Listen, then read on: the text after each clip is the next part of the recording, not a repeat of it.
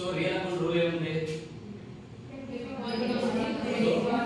So debit what comes in, credit what comes out. So person rule కింద ఏమొస్తుంది? Debit the receiver, credit the giver. అంటే ఇక్కడ మన business ఏం చేస్తుంది? మార్కెట్ లో ఉన్న n నెంబర్ ఆఫ్ కస్టమర్స్ కి మన బిజినెస్ స్టాక్ ఆర్ గూడ్స్ ని సేల్ చేస్తుంది. ఎలా? అక్కడ నేను క్యాష్ కానీ చెక్ కానీ మెన్షన్ చేశానా? సో అవి మెన్షన్ చేయలేదంటే ఏముంది అర్థం? క్రెడిట్ ట్రాన్సాక్షన్ జరిగాయని అర్థం. ఓకే, మనం కస్టమర్స్ కి క్రెడిట్ ట్రాన్సాక్షన్ చేస్తున్నామని అర్థం.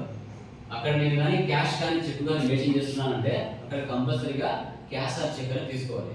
అలా నేను మెన్షన్ చేయలేదు అంటే కంపల్సరీగా ఆ యొక్క ట్రాన్సాక్షన్ అనేది సేల్స్ జరిగిందని అర్థం. ఆ విధంగా మీరు డిఫైన్ చేసుకోవాలి. ఓకే, తర్వాత చూడండి ఇక్కడ డెబిట్ ఏమవుతుంది, క్రెడిట్ ఏమవుతుంది చెప్పండి. సో ఇక్కడ మన బిజినెస్ ఏం చేస్తుంది? మార్కెట్ లో ఉన్న n నెంబర్ ఆఫ్ కస్టమర్స్ కి మార్కెట్ లో సేల్ చేస్తుంది. ఇక్కడ అదే విధంగా జాన్కి